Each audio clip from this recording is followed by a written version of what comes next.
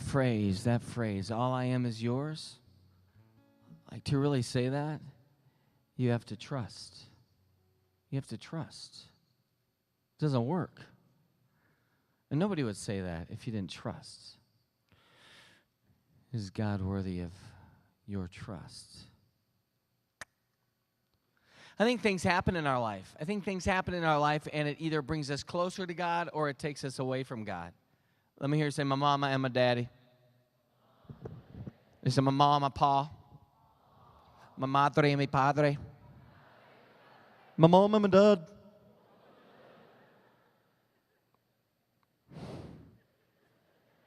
So my parents don't understand me.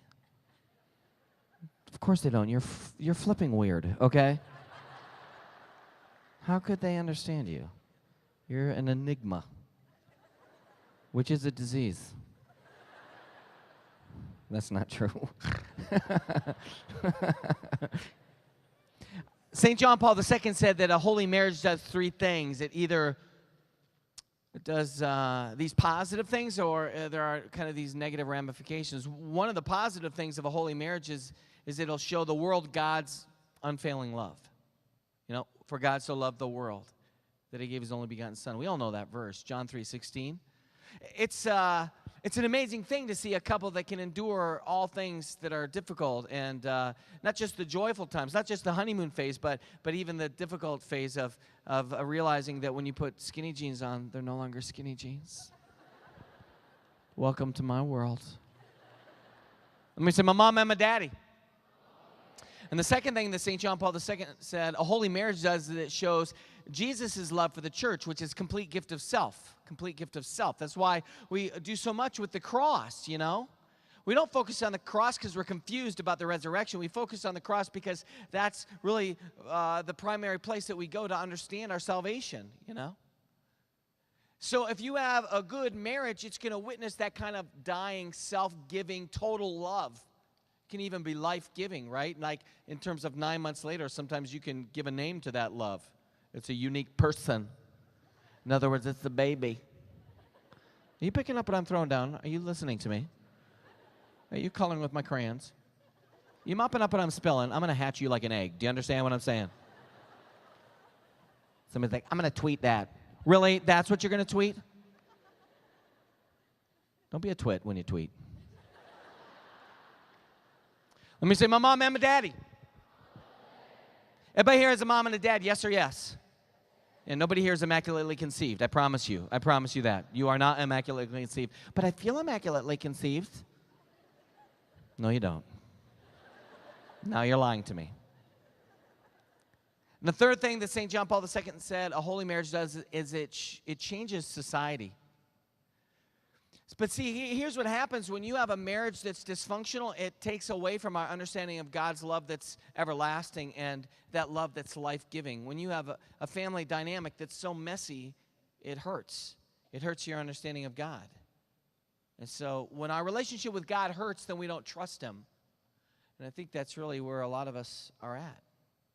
I think it's hard for us. You know, first of all, this is such a weird experience for some of you. When you go to your church, right, you have like maybe a blue-haired nun or somebody on the organ. Ah, she's playing. You're like, pick a note. Just stay with one for a while. Just for a while. Okay, you don't have to do all of the notes together at the same time. Right? Maybe the homily's boring. I'm not saying any priest has ever given a bad homily. Whatever. As I went into the etymology of this word, I realized the Greek verb ending in the present active indicative. O I sigh, amineti usi. O my a atai, o metha este ontai.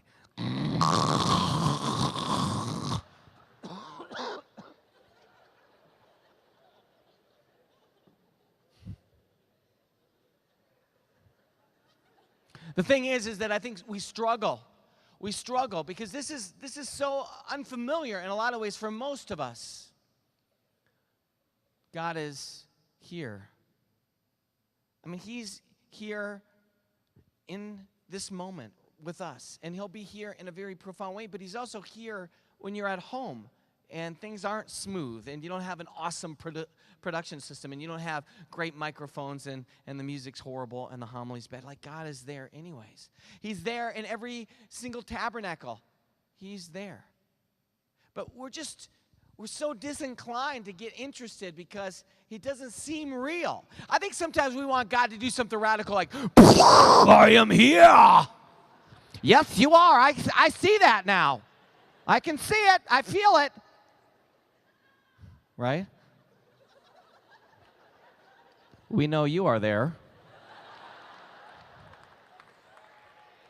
The thing about it is that God doesn't work like that. He doesn't come in. It'd be awesome if our priest came in with a zip line and explosions. The Lord is here. That would people would come to church. There is no doubt. But he's here. He's here. He's here for us even when it's boring. He's here for us even when we can't seem to focus. We're so distracted. God is here with us in the good and the bad days, the emotional highs and the emotional lows. He's here with us when everybody's like tearing us apart at school, and he's here when our mom and dad don't understand us.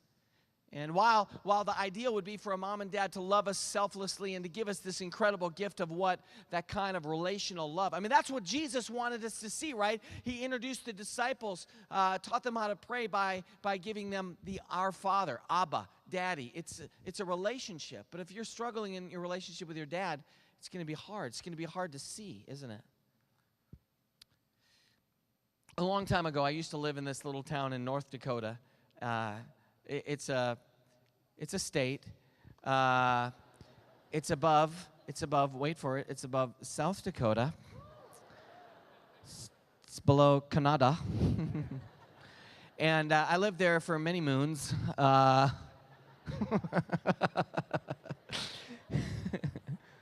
Chumani Tutanka Owachi. Tatanka. Dude, I'm seriously hardcore. I love the Lakota Sioux. My mom used to teach at the St. Joseph's Indian School in Chamberlain, South Dakota, and so this was my childhood, And I was a little kid, and we lived in the middle of nowhere. And what do we do, like in the Dakotas? Basically, we shot things with 4 legs. We were required by law, if we had 2 legs, to kill things with 4 legs. And we learned about the faith, and we shoveled snow. That's what we did. Basically, that was our life. Well, one day I was out in the driveway. And I was probably pretending to be like Batman. My legs rubbing. Calm down. Yeah. It's impossible for all of you to be Batman. Do you understand what I'm saying? I was probably wearing some outfit. My legs rubbing together. Shaped like a pear with my childbearing hips. Jumping up and down on my pogo stick. In the old days, we had these electric door openers for the garage that did not have the safety mechanism. I got stuck once. Ah! Hey! I can't breathe. Hey, guys. I was probably outside on the driveway pretending to be one of the apple dumpling gang. Anybody remember that? All 2 of you. Awesome. Now you're just giving me sympathy applause. I don't know what he's talking about, but I love apples. So I'm having a good time. I'm a little kid, and all of a sudden, I look down the road, and there's a car that's coming down the road, and it looks a lot like my dad's. But you see, it couldn't have been my dad's because my father and my mother got divorced, and he didn't live with us anymore. In fact, he lived outside of the state. When I was a little kid, I was at my grandparents' house, and my father came into the living room one day during the Christmas break. I was 4, almost 5, and he said, when you get home from this vacation, I'm not going to be there anymore. And so my dad decided to tell me during Christmas break that he was leaving my mother and my sister and I to go be with another woman. So I'm playing out in my driveway. I'm having a great time, and there comes a car, and it looks so much like my dad's. And something inside of me lit up. Like I thought, is it like really him? Could it be him? And then I thought, there's no way. Because I only saw him on summer breaks and like Christmas breaks, it would be rare. It'd be rare. But sure enough, he drove up and it was him, and I was so elated. I was ecstatic, and I remember I looked and I thought, it's you. Like, you're here. And he got out of the car and he said hi, and then he went up and he talked to my mom, and they came down, and I'll never forget this day as long as I live, because they came down, and my mother said to me, Chris, your dad, he drove all the way from Minnesota, and he wanted to see if you wanted to go be with him during this Christmas. Well, this wasn't Christmas. This was just like an extended weekend in the middle of the school year. So he said, if you want, he came to see if you wanted to go be with him during the extended break. The only problem is that we were going to go visit my best friends that had just moved to South Dakota. And I loved hanging out with those guys. This weekend, I was so pumped because I was going to go hang out. We were going to play with our bows and arrows and use our BB guns, and we were going to go like taunt the bull. It's a game that we did in South Dakota, and we're gonna just have fun. And I'm standing there, and I didn't want to tell my father no, because he drove all that way. And so I looked at my mom and I said, could you you talked to him, what should I do? And she said to me, Chris, you have to make this choice on your own. I can't make it for you. And there was that moment, and I realized I have to make a decision about whether or not I'm going to go with my father or I'm going to go visit my friends. And that day, I'll never forget.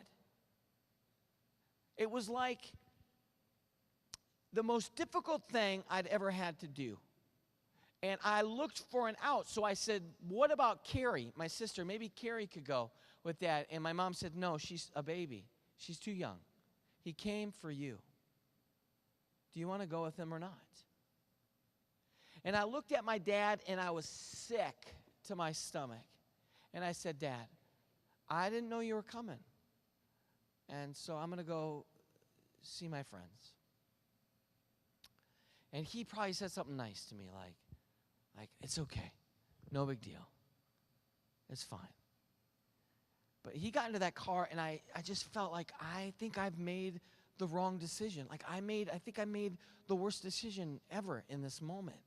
And he got into the car, and he started the car, and he backed up, and it was like time stopped, and I could see his face through the windshield, and I could see that he was crying. And I realized, like, I chose something that hurt my father. And he drove away, and as he drove away, everything inside of me still wanted to yell out, like, stop, I'm going to go with you, I'm going to go with you, and yet I still wanted to be with my friends. And I remember we drove down to South Dakota, and I had the worst time ever with them. And the only thought that kept going through my mind is that I could be with my dad. He came for me. The ministry team, they're going to bring up all of the stuff that we need for liturgy, because something amazing is happening. God is here. Jesus has come for you. And we don't do this accidentally. Like, we don't go through like just the motions, like we're going to put up a little bit of this and a little bit of that. It's not haphazard. It's not something that's accidental. Look at me. It has a very specific cadence to it. There's a rhythm for what we're going to do, and we're going to do this together as a church, as a body. And there's something inside of us that the church says, you need Jesus, and Jesus has come for you. And so we're going to give you an opportunity to have your need met. But the problem is that oftentimes we go to all sorts of wants to satisfy this ache inside of us, this emptiness inside us. We go to our friends. We go to stuff. We try to entertain ourselves to death, but there's this emptiness inside of us because so often we make the wrong choice. And Jesus is right here. He has literally come for you. And still, some of you are worried about what will your friends think if you give into this moment. We have this altar, and we're going to light candles. The candles are lit because Jesus is really present. And what's going to happen is that Father Chris is going to come in, and he's going to have this awesome gold, beautiful, ornate device that within it has a circle right there, a little place, and we put in a consecrated host. And we're not worshiping and adoring the outer exterior, the monstrance, which means to show. We're worshiping, we're adoring Jesus in the Eucharist. Look at me. It's an amazing thing to think. The God who makes something out of nothing, the God who St. Francis gave himself entirely to, who St. Ignatius gave himself entirely to, that all of the saints, St. Clare, St. Rita, right, St. Philomena, all of those saints recognized they had a need for Christ, and they adored him, and they worshiped him. That's the same Jesus that's going to walk right here into our midst, and that we're going to see right here on the altar. That's the Jesus that we're talking about. And this Jesus knows you. He knows how you got stuck underneath the electric door, right? This Jesus knows you. He's so interested in you. He's counted the hairs on your head, and some of you have no hair left on your head. So he counts your hair follicles and says, woulda, coulda, shoulda.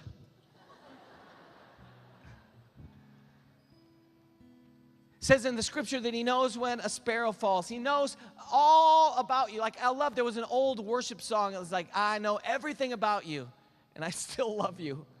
I think that's it. Like, Jesus knows all our good and all our bad. He knows when we epically fail, and he still is there. And he picked Peter, and he knew he was going to deny him. He picked Judas, and he knew Judas would betray him. And he picked you and I. And we're so messy. Here's my advice. I know what it's like to make the wrong choice and to choose your friends over your Father. My encouragement to you today is to see what happens when you choose Christ. That relationship is the relationship you were made for. That's why you're here. You should have closed your eyes. This will be new for some of you, right? This will be new for some of you. And what's going to happen is a very beautiful thing. Jesus comes into our midst, and he looks at you, and you can look at him. And he awaits. He waits for you to ask. So what do you need from Jesus? Jesus, I need you tonight. I'm lonely. Jesus, I need you tonight to save me. Jesus, I'm addicted. Jesus, I'm exhausted. I'm depressed. I'm lonely. Jesus, I'm hurt. What do you need from Jesus? Because he can satisfy.